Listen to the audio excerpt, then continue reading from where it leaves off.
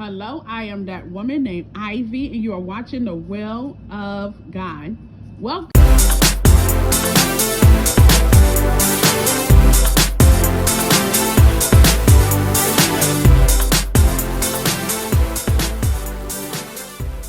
Welcome, Red family. Yes, Red is standing for the blood of Jesus. I hope everyone is doing great on this Friday night.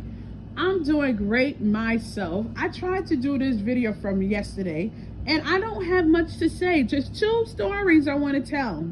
Okay? Just two little stories I want to tell. Well, one is a story.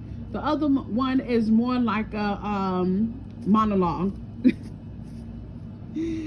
Okay? So, yeah. Anyway, but I tried to do this video, like I said, just a few seconds ago, from yesterday up until now. I was watching someone by the name of Michael Franzese. I think I'm saying his last name wrong. Forgive me, Lord. And I watch him from time to time. You know, he tells his testimony all around the world, how God had brought him out of the mob and the lifestyle that he lived with him and his father. And pretty much how God, saved him from that lifestyle. He left that lifestyle behind. And he goes around the world telling, go around the world and speak to young men and women, young children, teenagers, and let them know, look, that lifestyle is not to be glorified. Okay, moving on. In the mix of me watching one of his video. He was talking about Gangster Squad. Now, this have nothing to do with what I am about to say or anything like that. Not necessarily. I like movies like that, okay? I'm going to be honest. I like macho movies such as the men where they have to go and save their wife, their daughter, their sister, or something like that. Maybe some bad guys got a hold of the ladies that's in their family or something like that, and now they got to go and handle business with these bad men. Stuff like that I like watching war movies where the men are fighting for their lives, they're fighting for their country. I love movies like that. I am a sucker for movies like that. So he was, giving his thoughts of what was true about Mickey Cohen, because the Gangster Squad is about Mickey Cohen's life. And he said a lot of that stuff that they put in the movie, is pretty much fake. But, of course, Hollywood have to definitely put 10 on top of 5. In the mix of him saying what he was saying, all that he was saying, a memory came back to my mind. And this memory was me being Petty Betty, aka Ivy was petty, aka Ivy is no longer petty. No. No, let me stop. Let me be real. Honestly, I was, all right, for this day, I was petty, okay?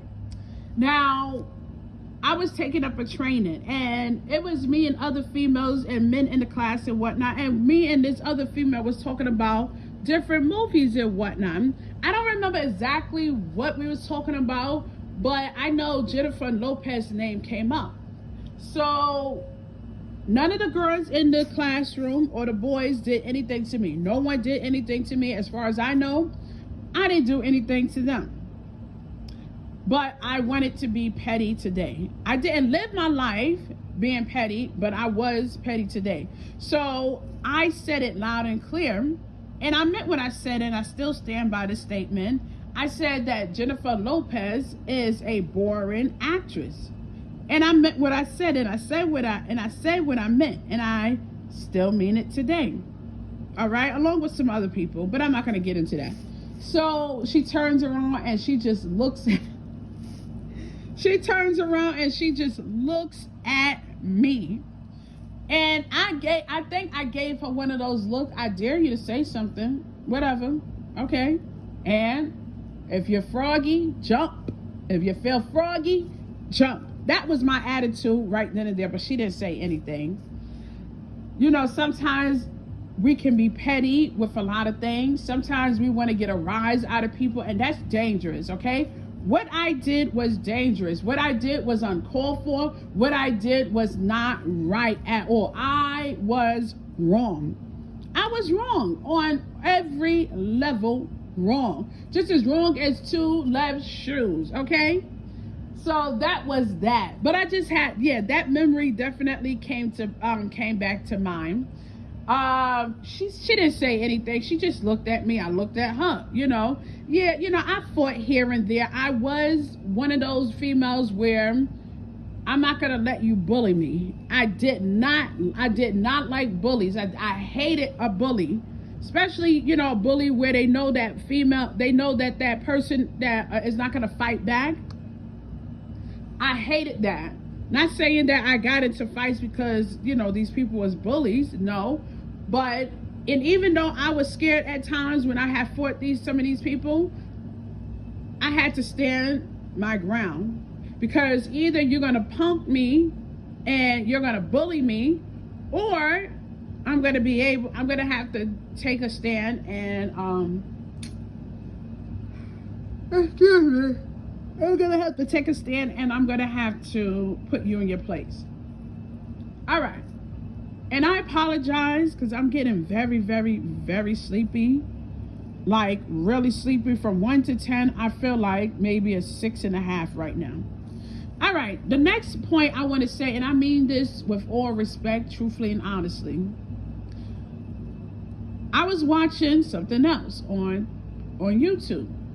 And I caught a small clip of the raids. Now, you have ICE where they're going out there and they raiding these places. They're arrested. They're doing their job. So, I seen one clip where the people, I guess in that city, that area, they was trying to stop. Raid. God help me. Help me, Jesus. They was trying to stop ICE agents from arresting illegal immigrants. Whether they was violent or whether they simply was trying to leave their country to make a better life over here. And there's nothing wrong with leaving your country and to try to make a better life over here. Whether they was pretty low key, but now things happen in their country where they have to flee. It doesn't give you the right to skip the line. Think about it. You online, waiting your turn patiently. You did all the paperwork that you're supposed to do. You talked to who you're supposed to talk to. You did this, you did that. You did your part. Okay? Now you just have to wait. But here goes someone that didn't do everything that you did or doing. They feel their problem is more of a direst need than yours. So they feel, okay, they say, all right, well, I'm going to skip the line. And I am going to commit a crime. If you cross the border illegal, that is a crime.